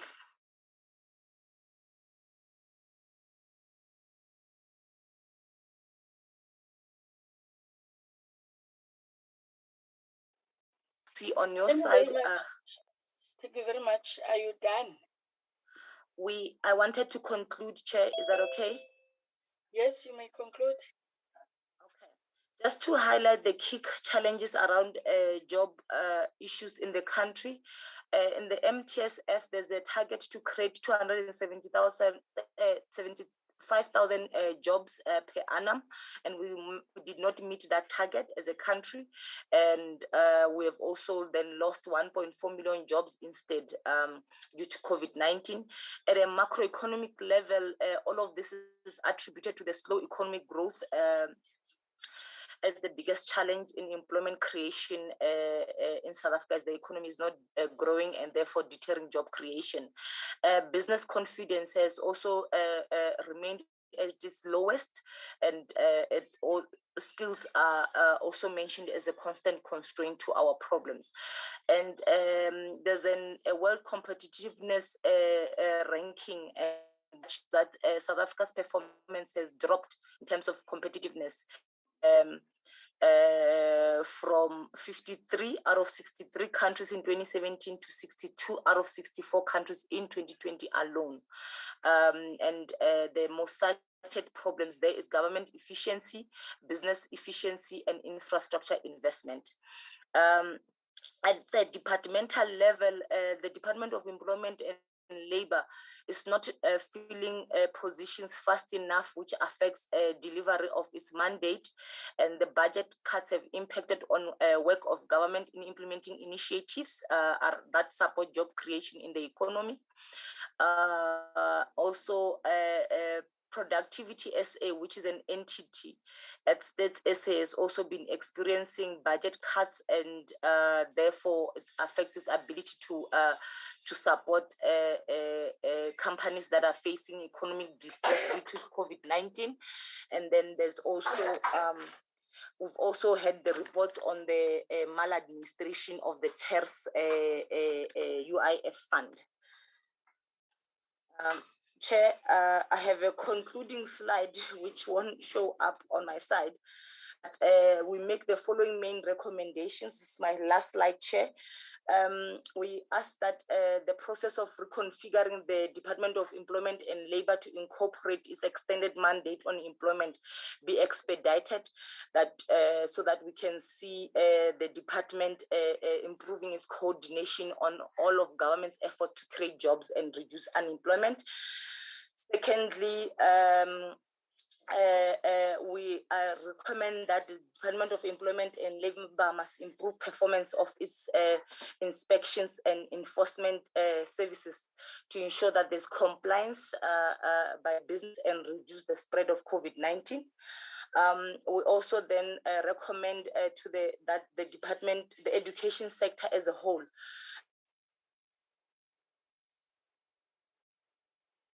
must start producing the skills that are that needs to be reviewed.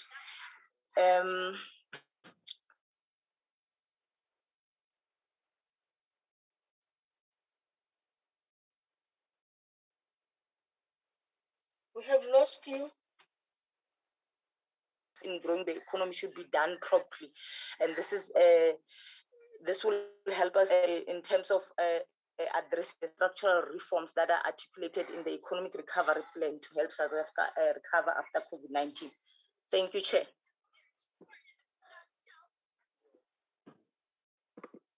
Thank you very much, ma'am. Honorable members, there is the presentation. Any questions, comments?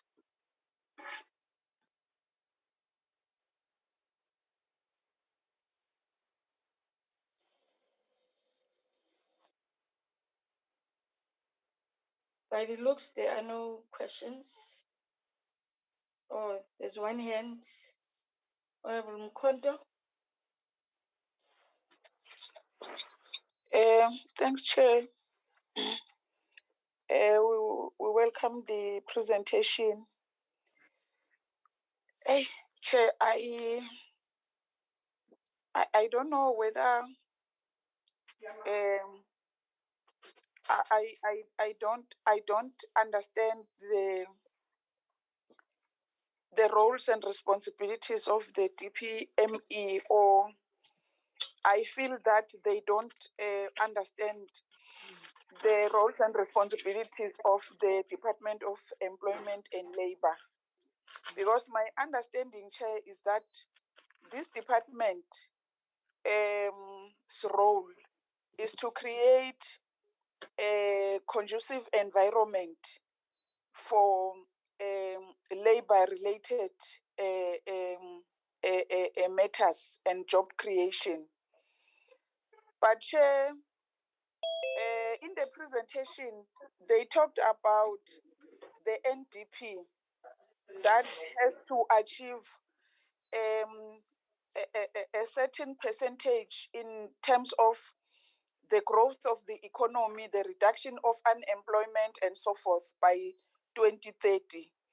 So my question, Chair, is that can't that maybe be brought into maybe a 3-year phases for this NDP to be monitored as to whether it is achieving the desired results, because 2030 it will be a very long time, and NDP is not something of yesterday. It's a very long time. So if maybe that can be divided, maybe to check after 3 years as to what has been achieved, what needs to be improved, and so forth and so forth. Because as we were having the presentation from Stats SA, instead of improving all what has been said here, things are getting worse by day. And the other role players that the DPME has to bring on board to make sure that the desired results are achieved what is it that they are doing? Because my understanding is that the Department of Employment and Labor can only play its role within its mandate, maybe filling of vacant positions and so forth and so forth. But the industrialization and so forth, the other sectors, is the DPME that has to make sure that other departments, together with the private sector, are able to perform as expected for the desired results to be achieved. Thanks, Chair. Thank you, Honorable Mkhonto. Honorable Mdabe. Thank you, Chair. Maybe mine as well is that I might not be privy to the mandate. We can't hear you. We can't hear you. I'm saying, Chair, one is not privy to the mandate of the department, but by reading what is being presented, what does the department do after monitoring and evaluate the performance of other departments? What recommendations do they come up with? Because the recommendations that are presented here are the recommendations that were incorporated in the annual reports of these departments. Therefore, you don't see what role has the department, the DPME has done to make sure that things does happen after they have monitored and evaluated the work, the performance of departments. Thanks, Chair. I just want to check if there are any other hands. By looks, there are no other hands. I think one member did say that there may be a confusion from the Department of Monitoring and Evaluation in the understanding of then what is the role of the Department of Employment and Labor in this place, in the creation of jobs in the country. And I would have thought that we are then going to, because the role of our understanding is that the role of the Department of Employment and Labor is to create a conducive environment and also to monitor, to check if departments or sectors are employing people assisted or working together with monitoring and evaluation. So I want to make a proposal to the committee that I think we need to call the Department of Employment and Labor, and this time around, and it's not that we're undermining the officials that have been sent here, this time around, the minister and the DG, so that we really understand whether this is an indication that even cabinet itself has not yet finalized and make everybody to understand what is exactly the mandate entailed in the added part of employment. What is entailed on employment? Because an impression is created here that the Department of Labor and Employment is to create jobs in this country, which that is not our understanding. So, of my understanding, in fact, that is why then I am making this proposal, putting to the committee that fine, we thank you for the presentation, but we must again, whether when we come back after in the next year, and be taken through by the minister, and to really have an understanding. That's what I will put across, honorable members. Thank you.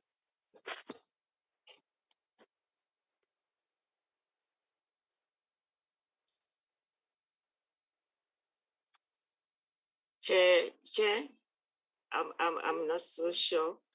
Yeah, I can't see the hand, but can I come in, Chair, if I'm given an opportunity? Yes. Thank you very much. I just wanted to respond in terms of how we do our monitoring, especially at the sector level at the DPME, so that to put this into context, our mandate is to, I'm definitely going to be talking to the suggestion, which is a good suggestion, of the 3-year phases, of the NDP, whether we cannot be, cutting up the NDP into the length of the period into 3 years. What is happening is that the NDP is a long-term plan, and in order to implement the NDP, we have got what we call medium-term strategic framework. That is the Mtsf, which Ms. Shbalana has been referring to. The Mtsf cuts the period of implementation into the chunks of 5 years. That is what we are looking at in DPME at this point, especially in this particular unit. The unit, I'm the DDG who's responsible for all sectors. So all of the sectors are also looking at that 5 years. For every year, we are looking at the implementation of the 5 years in the chunks of the biannual. In actual fact, we do look at it in terms of the quarterly, performance, of the sectors itself. So in this particular area, we've got all departments are supposed to be contributing towards jobs creations and employment creation. And as was duly said by the Honorable Chair, that the mandate of the labor is more of the providing the conducive environment to do that. So in our case, we are looking at something like around key 11 departments which are responsible for they're contributing towards one priority, which is priority 2. So our way of working is that we are looking at the priority 2 and what is in the priority 2, which is the target for this particular period, which will be the first year. Now we're in the second year of the Mtsf. So the suggestion of the 3 years, yes, we understand that. I think it's a good suggestion, but we are saying we're actually doing it on a biannual basis and then the 5 year. So what has been presented here, we've only finished one full cycle of the year of the 6th administration Mtsf, and then we have done the other half of the second year, which is the report which we are still to table in cabinet. The cabinet was postponed, otherwise we would be giving you all the statistics which are current, similar to the ones which we've been hearing from the state South Africa, but we're not mandated to do that before the document goes to cabinet, and then we are willing to share that document with yourselves. So when we talk about one department now, we had to extract some information on one department as compared to the whole, a bunch of departments, if I can put it that way, which are composite, play a composite role in terms of employment and job creation, as well as the economic transformation in the priority 2. So we do have priority 2 reports, or all our reports in the DPME website, and we're also willing to share with the reports so that you can see in overall how the whole mobilization of and the facilitation takes place there. Actually, on the outcome part of it, as what will be the results thereof if this department is doing its job very well.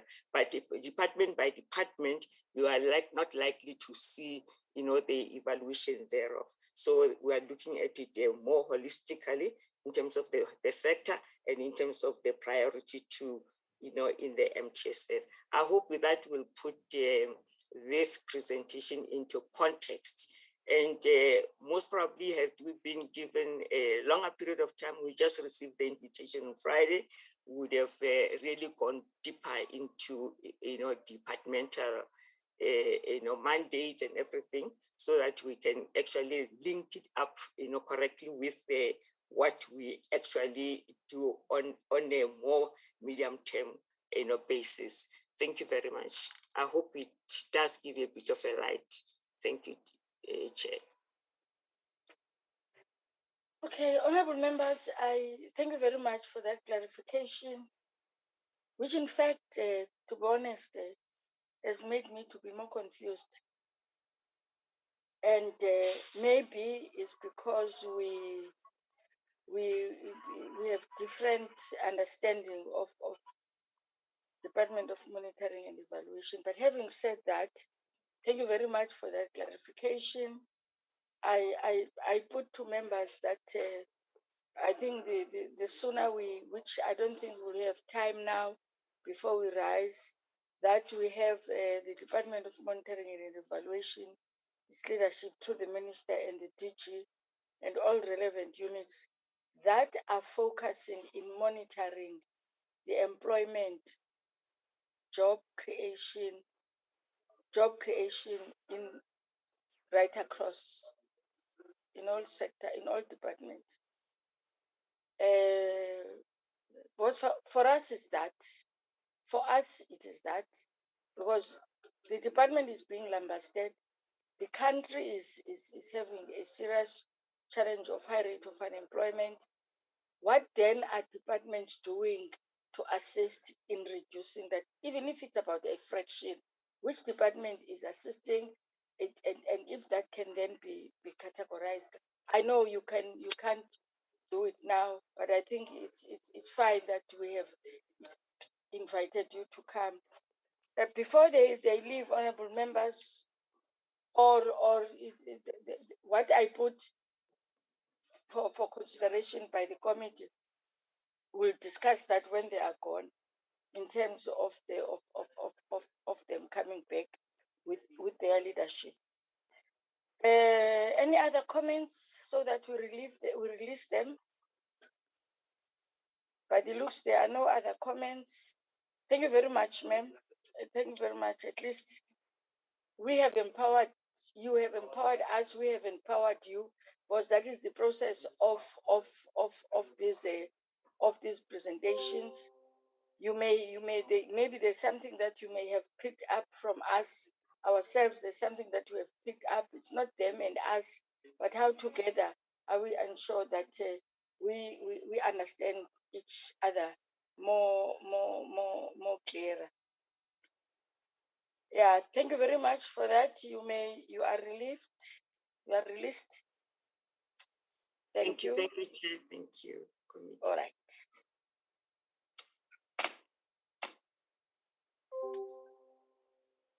Whilst they are then prepared, I'm sure they have left Mr. Sakaza. Yes, Chair, they are leaving. Are they gone? Yeah, most of them are gone, but yeah, they are gone. No, thank you very much, honorable members. Now we are back to our business.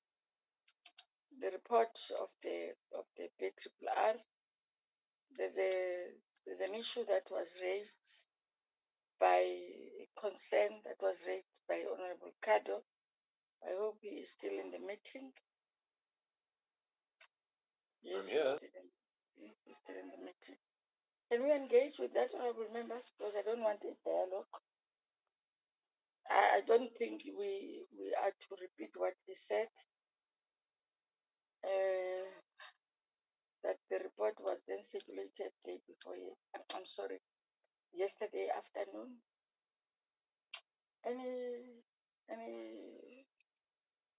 Any comments, proposals?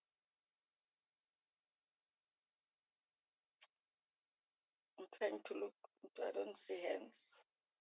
Honorable Nonsele. Thank you, Honorable Chair. Good day to all honorable members and guests.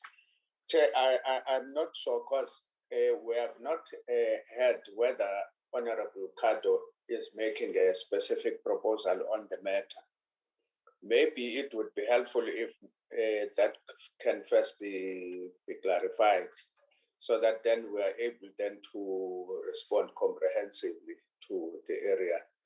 Otherwise, the area of concern in principle is in fact noted on our side, but we would want to allow him to make a clear proposal. If we have missed it, if he can repeat it for our benefit. Thank you, Chair.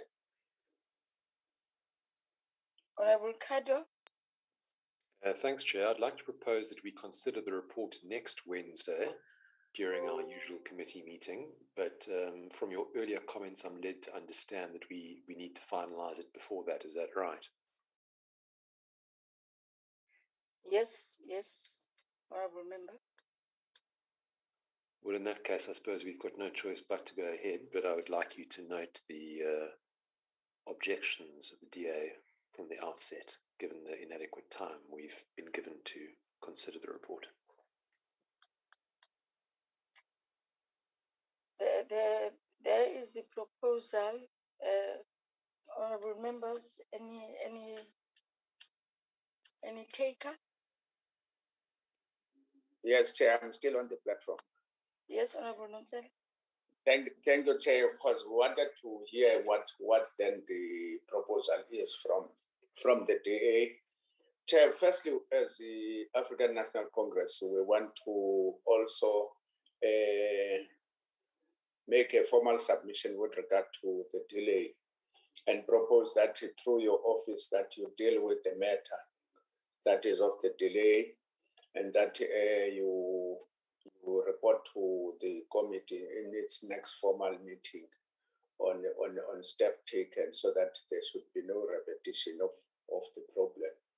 That's the first area. But then the second area is that, given the time limits that we have with regard to the finalization of the matter, and that the circulation of the report on Tuesday, not on Monday, obviously may have limited time to all of us, but we would want to suggest that, knowing that the report already is in our possession now, then it would not be unfair for us to reconvene Friday morning so that we finalize the report. Therefore, as ANC, we would want to make a formal proposal that we reconvene on Friday morning at 8 o'clock to debate and finalize the report. That's the proposal, Chair. Thank you, Chair.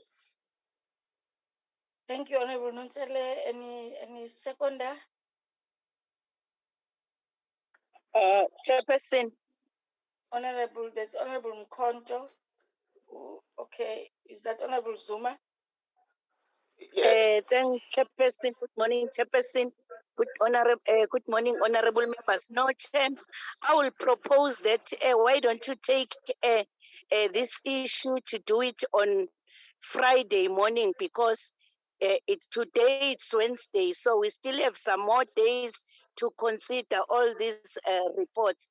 So if it can be on Friday morning, I think it's better, Chairperson. Thank you. You are seconding the motion by Honorable Nonsele? Yes, Chairperson. It's Honorable Mkonto. Thanks, Chair. In fact, Chair, prior to what Honorable Nonsele said, I wanted to check if we can't do it tomorrow, but because there is a proposal on the table, I second that we deal with it on Friday, because two wrongs can't make a right, Chair. We received the report late, yes, but let's do, for the time that we have, let's do our best so that we are able to comply. Thank you. Any counter motion?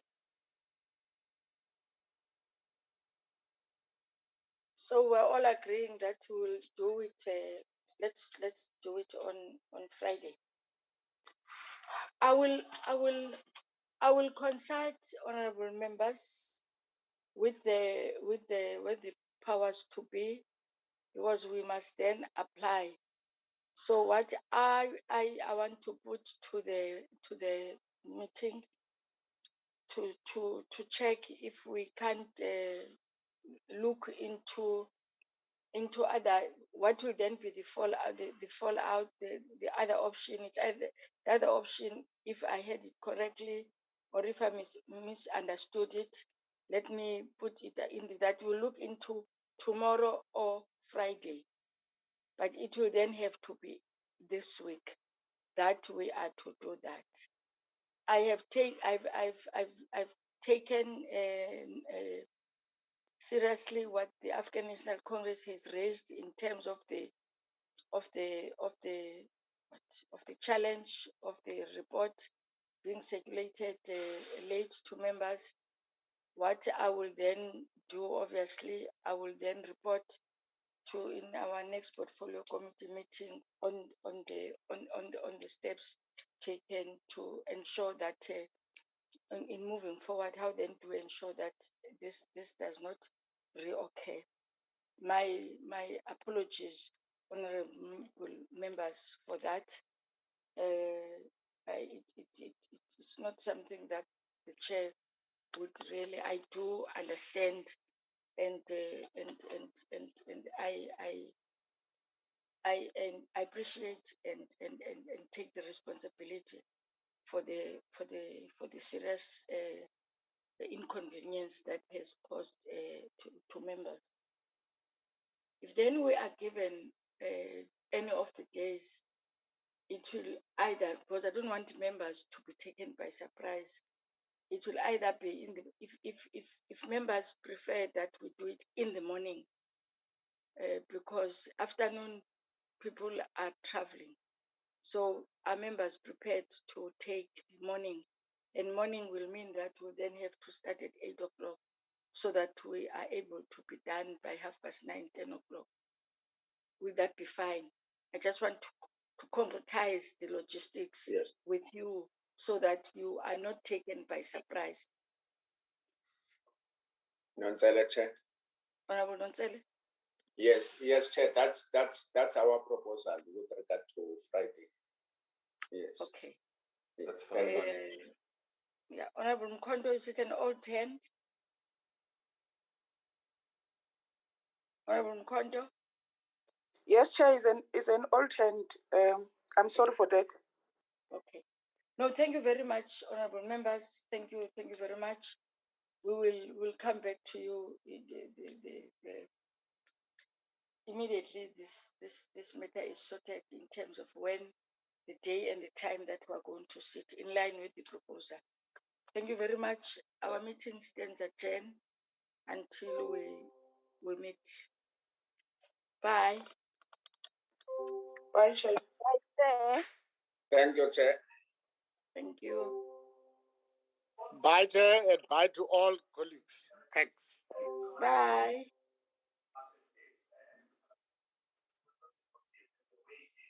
Banokuthula nqaba. Zolan.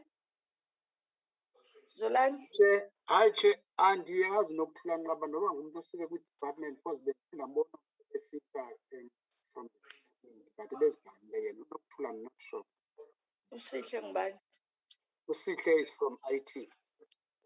Oh, okay. I assume uba nguSihle Dube. Sanu-assume masibazi abantu abalapha emeeting. Khange. All right, sure.